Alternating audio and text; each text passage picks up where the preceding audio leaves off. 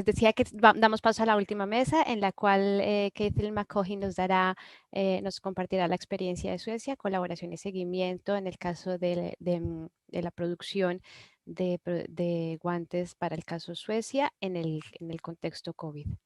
Y la mesa la presentará, la moderación de la mesa y después también dará paso al cierre, la presentará Rocío Martín, y Rocío Martínez es compañera nuestra en el grupo de Compra Pública Socialmente Responsable, es licenciada en Derecho por la Universidad Pompeu Fabra y abogada en ejercicio. Ha trabajado como abogada laboralista y ha sido jefe de coordinación jurídica en la empresa de Barcelona de Servicios Municipales durante 10 años. Actualmente es la responsable de la asesoría legal de la empresa Ferrocarrils de la Generalitat, impulsando el proyecto de un nuevo modelo de contratación socialmente responsable. En el 2019, Rocío va a ser acreditada como directiva del Observatorio de la Mujer, Empresa y Economía de la Cámara de Comercio. Entonces, Rocío hará la moderación en esta mesa y simultáneamente después estará con nosotras en el cierre de las jornadas. No siendo más, adelante. Muchas gracias por estar aquí. Gracias, Lina. Yo creo que presentar en castellano por la ponente. Encaramos la recta final de estas jornadas tan interesantes con una ponencia que seguramente será fascinante, a cargo de KATHLEEN MCCAUGHEY, que es responsable de cadenas de suministro sostenible en la región de Estocolmo. Tiene la doble licenciatura en Derecho por Canadá y por Suecia y ha trabajado durante más de 20 años en temas de derechos humanos y medio ambiente para ONGs. Actualmente trabaja en la contratación pública de la región de Estocolmo en temáticas de derechos humanos, de derechos de trabajadores y de lucha contra la corrupción. Pues adelante. Thank you. Gracias. Can you hear me? Good.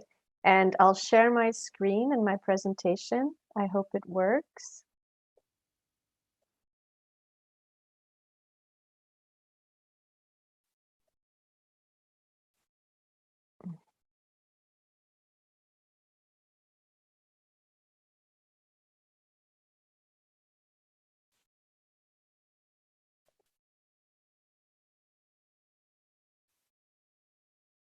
Perfect. Thank you very much for inviting me to speak at this conference.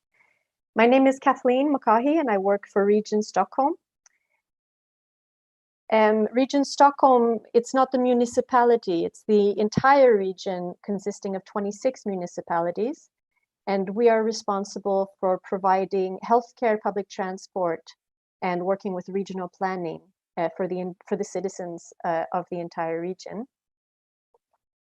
We work together with all of the regions in the country, specifically on the issue of sustainable supply chains. And even on environmental issues, we've started this collaboration. What we've done to make our work more efficient is that we've identified high-risk areas in procurement. These ones are specifically related to, mostly to the health industry. And what we've done is that we've attributed extra responsibility for each of these areas to particular regions. So if you see region C here, that's us, that's the region Stockholm. We have extra responsibility for information technology. Gloves, which I'll talk about more, is actually an extra responsibility of another region, region F. But we collaborate together. And what that means is that we do a risk analysis. What are the risks involved when we procure these things for our regions? And also then when we follow up, when we do audits of our suppliers, we share those results together and we work together to try to get our suppliers to live up to the demands we have in our contracts. We all have the same code of conduct. The code of conduct is based on the UN Global Compact, and it covers human rights, labor rights, environmental, and anti-corruption. And the process is based on this code of conduct. We have contract terms. Sometimes we can even, and I'll get into that, already at the tender stage, ask for verification, either mandatory or award criteria. That means that we try to give an advantage to those suppliers who actually work with these issues in a serious manner. Then we have the contract terms. Then we do follow-ups. We do either audits or dialogue to follow up whether the suppliers, excuse me, fulfill what's in the contracts. And when they don't, then we work with corrective actions. And this feeds into the loop. When it comes to surgical gloves, which of course is always used in healthcare, but the use has increased significantly now with the pandemic. There's two things that we take into account. There's of course reports that come from civil society or media reports. So we have some kind of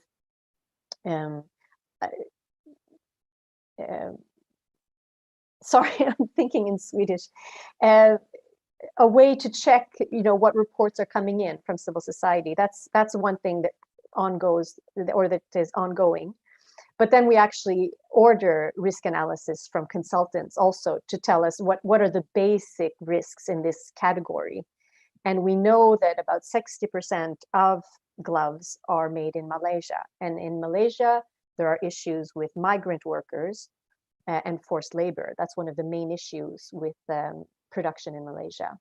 And the forced labor can take two forms mostly. It's the documentation such as passports and identification are taken from the workers, and so they don't have the freedom to leave. So that's one form. And also something that's a bit more difficult to discover is that they can pay very high amounts in their home countries to even get a job. They get to Malaysia and their salaries are so low that they end up in debt. To give an example, workers from Bangladesh can pay up to $5,000 to get a job. So obviously they end up in debt, and this debt bondage is a form of modern forced labor. So to go back to how we deal with this then, we have a set of contractual terms, which are almost the same in all of our contracts for goods that we procure, where we say to our suppliers that they have to perform the contract in accordance with the Universal Declaration of Human Rights, ILO's core conventions, etc. So we set up international standards that they have to follow when they perform the contract. But this, because the world looks like it does and production happens very far away, what we do when we try to see if they're living up to the contract terms is what is in the box here to the right. Do they have a policy? Are they communicating this policy in the supply chain? Are they doing their own risk analyses? Are they following up or monitoring compliance in the supply chain? So this is standard, what we have in our contracts. And then when we follow up, we look at their processes and routines, and we'll choose a product and see. But the problem is that many of our suppliers are resellers. So there will be a selling company in Sweden. They might have an agent or a head company somewhere else, perhaps in Europe. And then they have a sub-supplier in, for example, Malaysia. So needless to say, when we do this kind of desktop study, or even when we have auditors who meet with our suppliers, we're looking at whether they're aware of the risks and whether they're working with the risks. But you don't know what's happening on the ground until either you go there yourself for on-site audits, which are possible, very expensive, but we do them, not very often, but we do them once in a while. Or this information you can get from civil society or unions on the ground. Due to the risks, oh, sorry, there was another thing that I wanted to say before, but it's also due to the risks. We also sometimes put in our contracts that they have to report to us how they work with specific risks in the supply chain. So this is, you don't have to read this in detail, but it's also a way to ensure that they have to come back to us. It's also a way to monitor and follow up. How are they working specifically with the risk of migrant workers? So it's also a way to manage the contract and see if they're dealing with these risks. Right. So this is what I wanted to show you. In this collaboration that we have with the other regions, we decided, and it was this region F that I mentioned at the beginning, took the initiative to actually do 3 factory audits in Malaysia in the summer of 2019. And this is what we found. Forced labor in all of the 3 factories, discrimination and harassment, safety and hygiene, for example, working hours. And this is a horrible result. And what was also interesting, I found, was that we had different suppliers, the regions. Some of them had good routines, but still we could find this at the factories. And others didn't have any routines in place at all. In one of the factories, it looked like this. Our region did not have this factory, but other regions did. And if you see the rust and which bad shape this factory is, we cannot have this in our supply chains. This shouldn't be allowed. So what do we do with this when we get these reports? We ask our suppliers for corrective action plans, where we ask them to correct all non-compliances. And we also have a disadvantage by being so far away, is that how do we verify that they've actually done what they say that they've done? And so one method we used was to ask them to prove this to us by a third-party audit using certain methods that we accepted, and to verify that, for example, the passports had been returned, or that the living conditions had improved, etc. And so we could see that under the process of the fall, up until COVID, basically, some re-audits were done, and we received the reports and could see that many improvements were made, which is very positive. The issue of reimbursing recruitment fees is the one that has been most challenging and that we're still working on. There was quite a bit of movement just this summer in the media, for example. This is one example of a company saying that they will reimburse recruitment fees to their workers. I have to say, this isn't just because of Sweden. This is actually the US that has very strong border control and the possibility to stop products at their borders when they suspect that they've been produced with forced labor. And so because of the movement and everything happening, but partly as well because of buyers and public buyers putting pressure, but of course products being stopped at borders, this really put pressure on the manufacturers to start dealing with this issue. I write that it's not resolved yet because we're still dealing with some factories that are paying, but not paying enough. And if you're not actually reimbursing what the workers have paid, then they can still be in debt bondage. And so the issue is not resolved. So as you see, the factory audits happened in June 2019, and now we're soon into 2021, and we're still dealing with this issue. And the whole time, our way of working with it is we rather work for improvements because we believe that this is what's best for the workers in the long run, that they get the money back.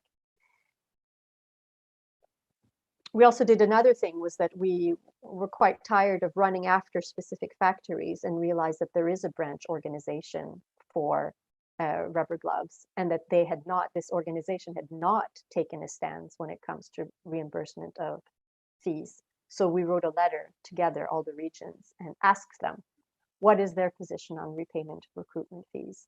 And that would be much more efficient if the entire branch organization took a stance in this issue, instead of us having to, by contract, run after our suppliers.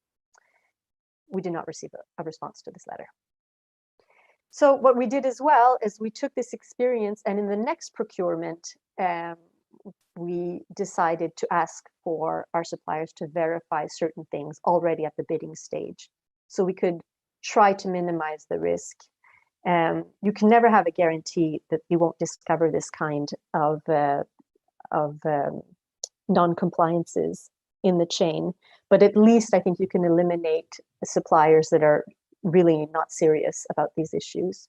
So we were asking for things like the address of factories, how many migrant workers are there, what policies they have in place, how they're going to enforce the policy. And this was upfront already at bidding. We also had some award criteria, so asked for extra things, and the ones that could answer our questions could show a report, an audit report, already at bidding, received an advantage in the procurement. So in closing, I would just say that for public procurers, that perhaps, I'm sorry, speaking of COVID, I'm better now though. Internal resources is important because identifying risks, working with the suppliers, it takes people that can do this. So you have to have some internal resources. It's important to have a code of conduct, but it's not enough in and of itself. I think it's very important to have things in your contract that are binding and to have sanctions, so that you can, when things like this happen, you can really engage with your suppliers and they realize there will be consequences if they don't improve. Trying to work with things already at bidding, qualification or award criteria, so things can be proven already in the beginning, can be an advantage. And then this kind of monitoring for high risk areas is also important.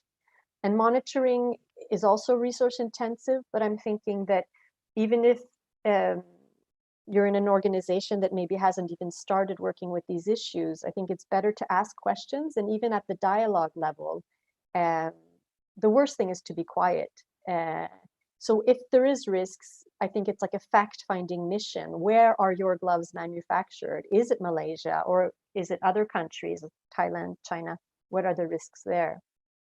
And then ask, ask your supplier, what are they doing to ensure decent conditions in those factories? And again, to have something in your contract that they realize that you're following this up and that you have a possibility to buy from someone else or to fine them or to terminate the contract if they don't live up to what's in the contract. Thank you very much. I'll gladly take questions. I see, should I open the chat?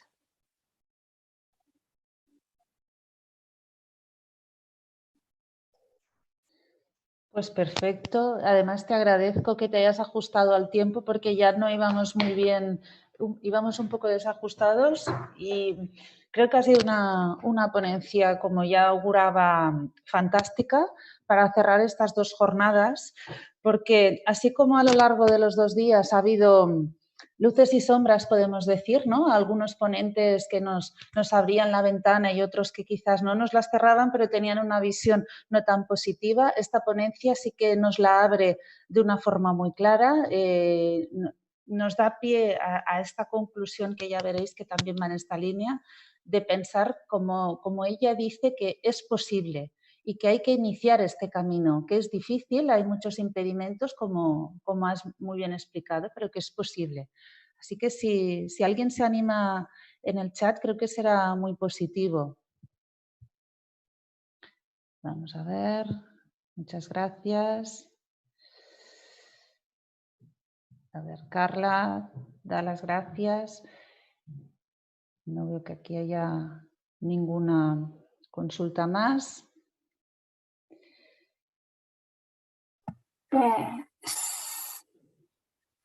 Perdona. Hay una pregunta de Lina. ¿La haces tú directamente, la pregunta?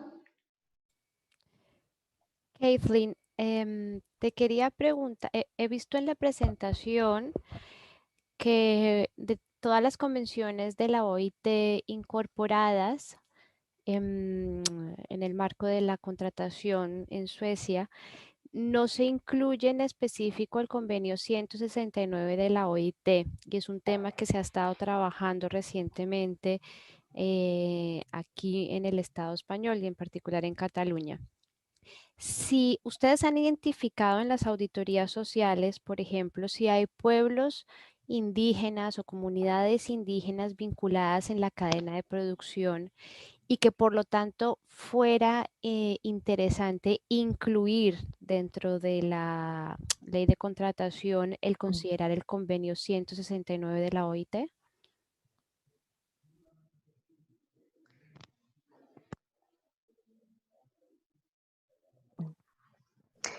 Thank you for that question. I think when it comes to ILO in the contract, we've limited it to the core conventions.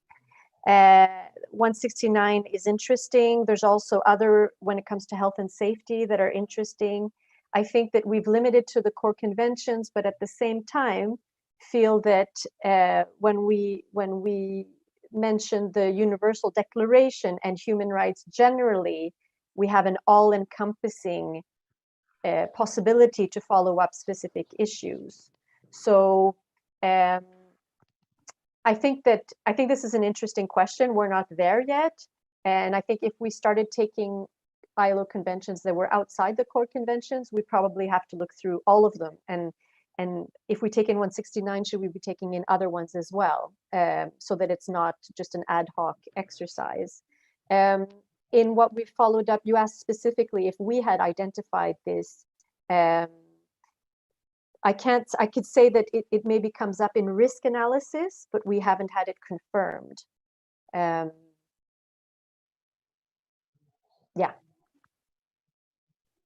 Thank you, Kathleen. Sí. Carla tenía otra pregunta. Carla, si la quieres formular tú directamente. Sí, la haré en castellano. Espero que me puedan traducir. Kathleen, por lo que he entendido, cada council o provincia hace el seguimiento o hace el análisis de riesgos de un producto de riesgo y después comparte los aprendizajes con los otros, ¿verdad? Quería saber si vosotros, como región de Suecia, hacéis el seguimiento solo de un producto, por ejemplo, guantes o electrónica, o si hacéis varios, y un poco cómo compartís los aprendizajes con las otras provincias. Gracias. Okay, excellent. It's not quite just a product. So what will happen the problem in healthcare is that you'll have a category called, for example, bandages, and there's 100 different products in that category. And when we order a risk analysis from a consultant, they'll identify it's like on a general level for the entire category, and then they'll maybe pick a few special risk areas. If I give another example for textiles, they could focus on cotton because as a raw material, because they do the risk analysis of the entire supply chain from raw materials to end of life. So they could pick textiles generally in the production chain, but also when it comes to raw materials, they'll just use a few sample products to give more concrete examples. So it's not only one product. So if you see IT, for example, the risk analysis is most IT products will have minerals. So it won't be like, this is the risk analysis for PC, this is the risk analysis for thin clients or for mobile phones. It'll be more general than that, and it'll try to cover the entire category. Then when the follow-up is done, what we follow up is our supplier, and our supplier is usually a reseller. So that's a challenge in and of itself. And it'll be the reseller's general way of working with this category. But then because in procurement law, it has to be connected to what you've procured, then that product will be used also as a sample product. So it'll be, this is the routine, and then the auditor will ask, okay, how do you apply this routine, for example, for gloves? So it's like they're checking that they're actually applying the routines. And then the last question was how we share. So we have a small secretariat of 3 persons. When I've ordered an audit of a supplier, I'll send that audit to the secretariat and they will do a 1-page summary. So this is the, this is the supplier, this is what was found very generally, and that will be sent to a mailing list of all the regions. Sorry. We also have meetings about once every month, every 5 weeks, digital meetings where we go through and share our experiences. So there's a routine around that. We also have an issue in Sweden of, which is probably in many countries, of confidentiality issues, which would mean that if I receive a summary and I'd like to see the entire report, then I will have to ask the region for the entire report, and then they might black out the names of under suppliers because that could be considered as confidential information, and that's the law that we have to follow.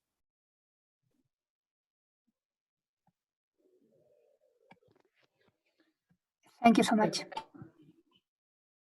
Perfecto. Había otra consulta, se refería a si había un poquito más de tiempo, incidir sobre aspectos como cómo se superan barreras como el tiempo, el conocimiento. Es muy genérico. Entiendo que ha quedado un poco contestado con esta última intervención, pero si quisieras incidir en algún aspecto concreto para superar alguna de estas barreras.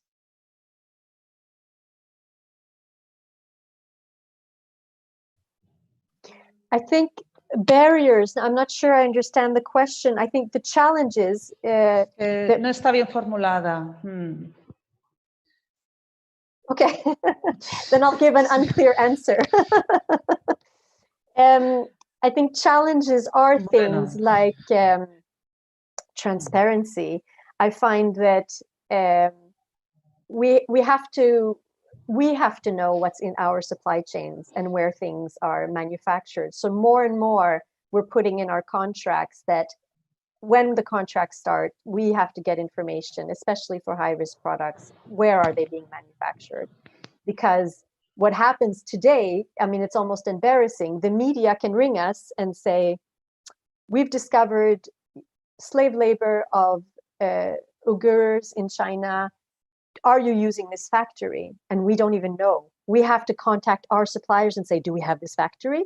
Because we procure so much, and it's so many products involved in complex supply chains. So one barrier is just increasing our own knowledge of where the products that we purchase are being manufactured. I think that's probably the biggest challenge. And then as well, sharing and becoming, I think that the fact that we work together, different regions, make us stronger. Because if you're a very small buyer and you're dealing with multinational corporations, you might not have that much power. But when several suppliers are starting to make the same, cooperate, both on the demands being made on the suppliers, but also when we discover that there are violations of human rights, and we start placing demands and asking questions, I think there's an increase of our possibility to have leverage there.